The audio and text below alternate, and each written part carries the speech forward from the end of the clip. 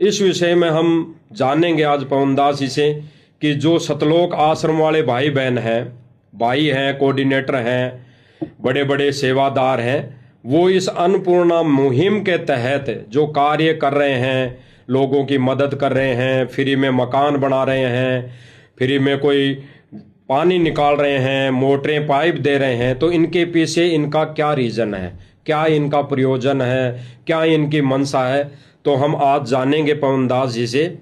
तो सभी भाई बहन विशेष तौर से गहराई से चिंतन मनन इस पर हमने करना है, क्योंकि देखा देखी का मार्ग नहीं है। तो हम आज पवनदास जी से जानेंगे। तो बताएं पवनदास जी, आज जो ये वर्तमान में मुहिम चल रही है, ये सतलोक आश्रम की तरफ से, ये आध्यात्मिक दृष्टि से कितना सही है या कितना इसको गुरु जी के ज्ञान आधार से कितना इसको आप इसको मानते हैं, किस दृष्टि से इसको देखते हैं? तो आज बताइए हमें सभी भाई बहनों को आप। सर्वप्रथम तो परमपिता परमेश्वर सतगुरु रामपाल जी भगवान के चरण कमल में दास का अनंत कोटि दंडवत प्रणाम। लाइव वीडियो देख रहे सभी भाई बहनों को दास की तरफ से प्यार भरा सत्साई। देखिए कजोड़ जी, आपने जो सवाल किया बहुत ही अच्छा सवाल है कि वर्तमान में परम पूज्य परमेश्वर सतगुरु रामपाल जी का परिवार, सतलोक आश्रम मैनेजमेंट हरियाणा, ये लोग जिस प्रकार से सन 2014 बरवाला कांड के बाद से, सतगुरु रामपाल जी के हिसार जेल जाने के बाद से, जिस प्रकार से भक्ति मार्ग पर बहुत सारे कार्य ऐसे किए जा रहे हैं जिन कार्यों का सतगुरु रामपाल जी के भक्ति मार्ग से दूर दूर तक कोई रिश्ता नाता नहीं है। आपने बात की एक अन्नपूर्णा मुहिम की, कि इस अन्नपूर्णा मुहिम के तहत सतलोक आश्रम मैनेजमेंट हरियाणा, गुरुदेव का परिवार गरीब लोगों के मकान बनवा रहा है, जो असहाय लोग हैं उनके मकान बनवा रहा है, उनको राशन वगैरह दे रहा है।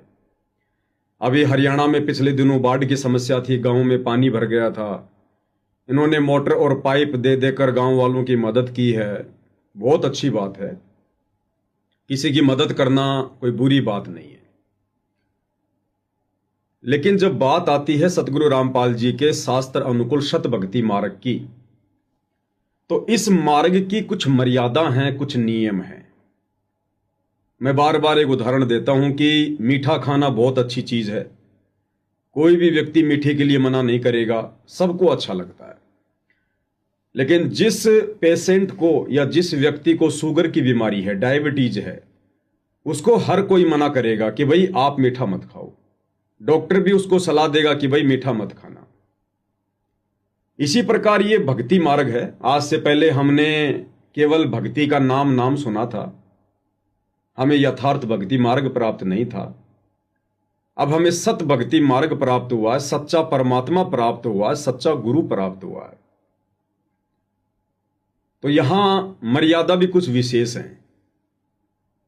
यदि हम उन मर्यादाओं में रहकर, गुरु वचन में रहकर इस भक्ति मार्ग पर आगे नहीं बढ़ेंगे तो फिर हम असफल हो जाएंगे, मोक्ष से वंचित रह जाएंगे।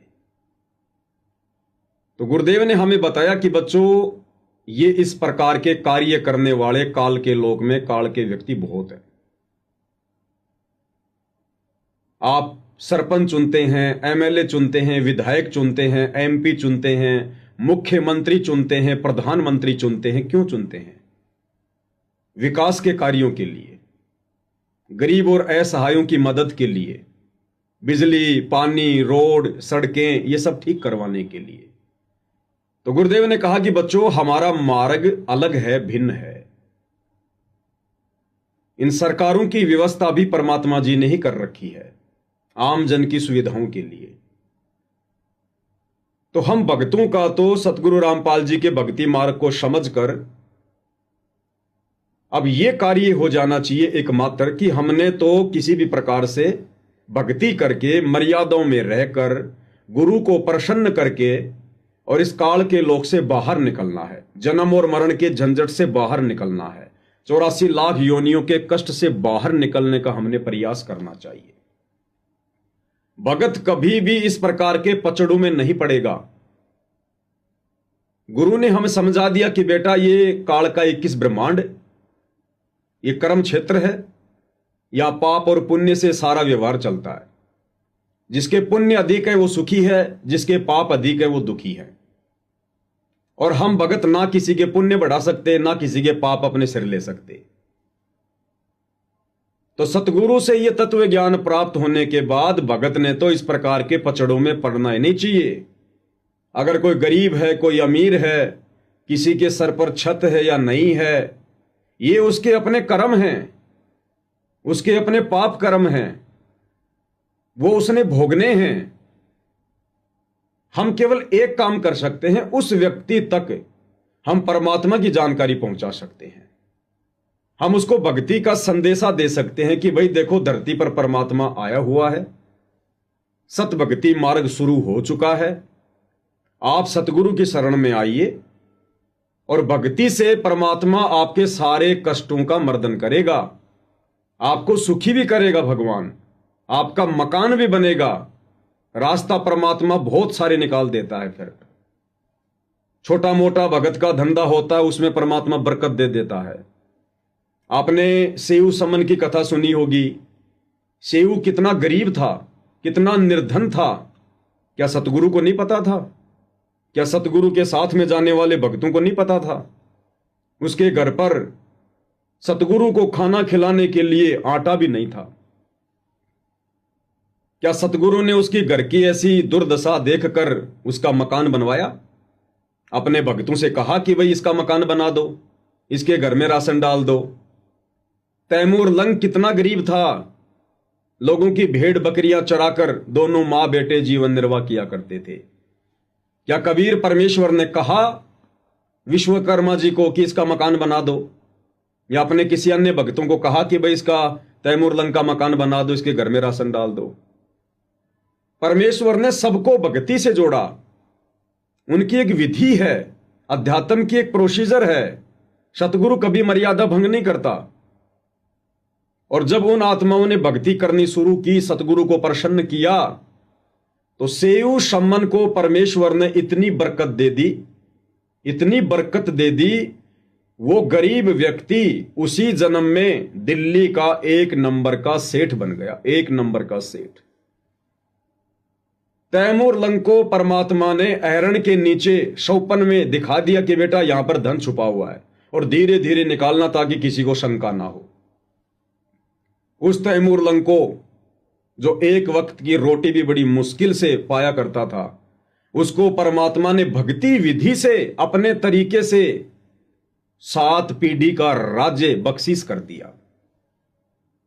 तो गुरुदेव भगवान कहते हैं कि बच्चों, परमात्मा जब किसी को देता है तो उसके देने की विधि अलग है। एक सत्संग में गुरुदेव ने बताया कि बच्चों, वो परमात्मा भी यदि इस पृथ्वी पर आकर जनसाधारण जैसे ही कार्य करेगा तो फिर काहे का परमात्मा है? तो ये मकान तो सरकार भी बना के दे देती है, मकान तो कोई समाज सेवी संस्था भी बना के दे देती है, मकान गांव के लोग इकट्ठा होकर भी दे देते हैं बना के। तो ये तो जनसाधारण के जैसे कार्य हैं। परमात्मा जब करता है तो इनसे भिन्न करता है, अलग करता है। तो सतगुरुदेव ने हम भक्तों को यही शिक्षा दी है। यदि किसी ने उनकी शिक्षा समझी हो, तो उनके सत्संगों पर विचार किया हो, तो गुरुदेव के तत्व ज्ञान को यदि आधार बनाया हो, तो सतगुरु ने हमें यही शिक्षा दी है कि बच्चों, तुम इस पचड़ों में मत पड़ो। बड़ी मुश्किल से तुम्हारा दाव लगा है, थोड़ा सा समय है, अपनी भक्ति मर्यादाओं में रहकर सतगुरु को प्रसन्न करके, इन श्वासों का सदुपयोग करके, दुनियादारी से मुंह फेर के और यहां से सतलोक चलने की सोचो, उस दिशा में आगे बढ़ो। ये कार्य तो होते रहेंगे, तुम किन किन का सिर ढकोगे? ये तो भिखारी का लोक है, काल का लोक है। इस लोक में कभी कोई सुखी हो ही नहीं सकता। आपने यदि सृष्टि रचना पढ़ी हो कजोड़ जी, तो सतगुरु रामपाल जी ने बताया कि जब ये ज्योति निरंजन काल परमात्मा के आदेश अनुसार अपने बड़े भाई कूरम के पास में सृष्टि रचना की सामग्री लेने के लिए गया, तो कूरम उस समय समाधि में था, भक्ति में था। ज्योति निरंजन उसके पास जाता है और कहता है कि भाई उठ, जाग, मुझे पिताजी ने भेजा है, मुझे सामग्री चाहिए। वो अपनी समाधि में लीन था। ज्योति निरंजन धैर्य नहीं रख पाया। उसने सोचा ना जाने इसकी समाधि कब टूटेगी। ज्योति निरंजन ने धैर्य खोकर हड़बड़ी में कूरम के मुकुट को हिला दिया, उसे जगाने के लिए, समाधि से वापस लाने के लिए। जैसे उसने मुकुट को हिलाया, उसमें से पांचों तत्व, 3 गुण निकले। ज्योति निरंजन ने देखा, वाह, मुझे जो चाहिए था वो मिल गया।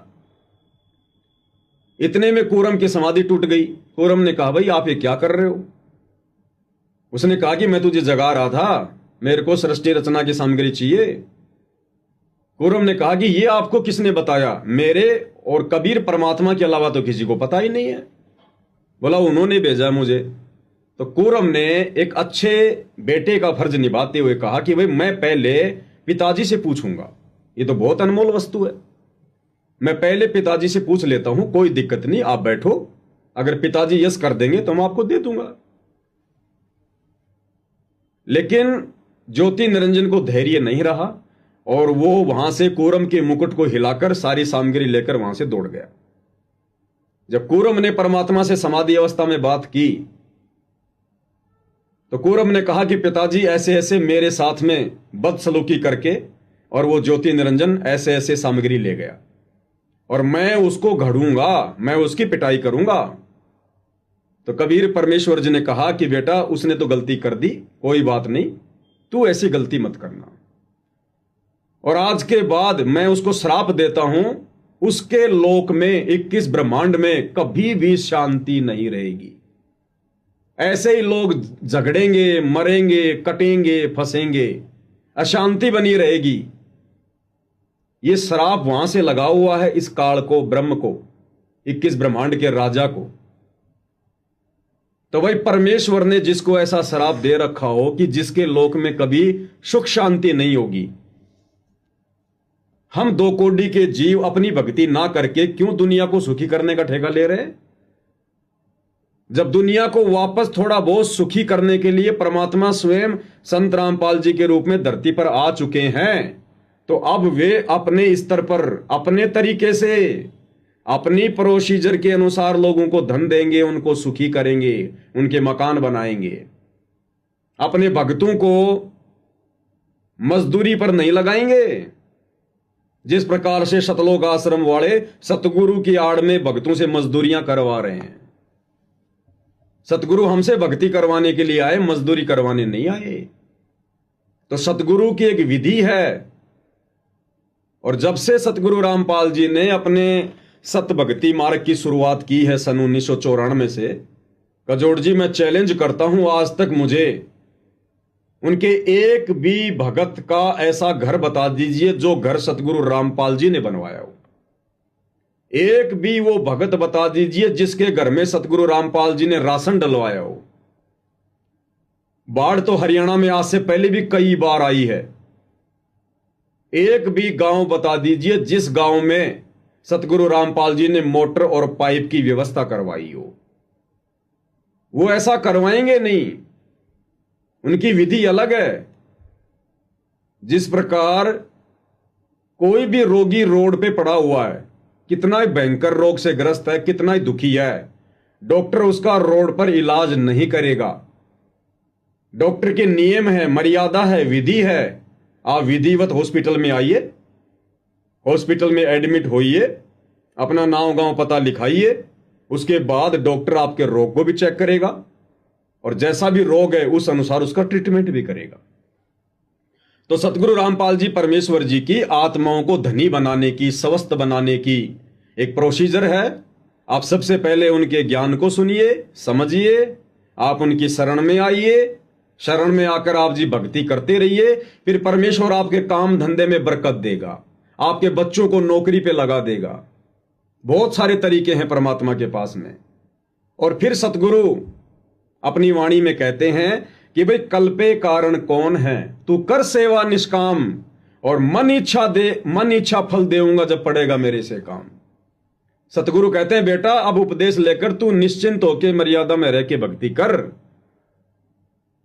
ये विकल्प संकल्प करना छोड़ दे, ऐसा होगा वैसा होगा ऐसा नहीं होगा। कहते हैं मन में कल्पनाएं करना छोड़ दे, अपने सतगुरु पर छोड़ दे। जहां तेरे को सतगुरु की आवश्यकता पड़ेगी, किसी भी आवश्यक वस्तु की आवश्यकता पड़ेगी, सतगुरु समय से पहले तेरे सामने हाजिर कर देगा। तो ये है सतगुरु की प्रोसीजर। सतगुरु अपने भक्तों को मजदूर बनाकर उनका समय और श्वासें बर्बाद नहीं करवाता। जिस प्रकार से हमारे सतलोक आश्रम वाले भाई, गुरुदेव का परिवार बेचारे भोले भाले भक्तों को मजदूर बनाकर आश्रमों पे आश्रम बनवा रहे हैं, एक अन्नपूर्णा मुहिम के तहत लोगों के मकान बनवा रहे हैं, लोगों के घरों में राशन बंटवा रहे हैं, फिर भक्ति कौन करेगा? क्या आवश्यकता पड़ेगी फिर आदमी को भक्ति करने की, सतगुरु रामपाल जी की शरण में आने की? अरे दुखी आदमी तो भक्ति पे जुड़ता है, भक्ति पे आता है। दुखी आदमी तो भगवान को ढूंढेगा, और आपने पहले उसको सुखी कर दिया, वो क्यों आएगा फिर परमात्मा की शरण में? और आ भी गया तो वो क्या निहाल करेगा? ऐसे ही मर्यादा तोड़ के चलता रहेगा, क्योंकि आपत्ति तो उस पर कोई है ही नहीं। अब सारी व्यवस्था आपने उसकी आगे से आगे कर ही दी है। तो सतगुरु रामपाल जी परमेश्वर जी के सतभक्ति मार्ग अनुसार जो प्रोसीजर वर्तमान में अन्नपूर्णा मुहिम के तहत किसी भी प्रकार के कार्य सतगुरु रामपाल जी का परिवार कर रहा है, ये सतलोक आश्रम मैनेजमेंट हरियाणा कमेटी कर रही है, ये गुरुदेव के भक्ति विधान अनुसार बिल्कुल गलत है। भगत समाज के ज्योति पाठ और दान के पैसे की बर्बादी की जा रही है। ये परीक्षा का समय है। काल भक्तों को हर प्रकार से मर्यादा तुड़वाकर सतगुरु से दूर करने की कोशिश कर रहा है, और काफी हद तक काल बलि अपने इस षड्यंत्र में सफलता भी प्राप्त कर रहा है। क्योंकि नादान संगत भी, जिस प्रकार बिल्ली के आगे कबूतर आंख बंद करके बैठ जाता है, वो हालत इस नादान संगत की हो रही है।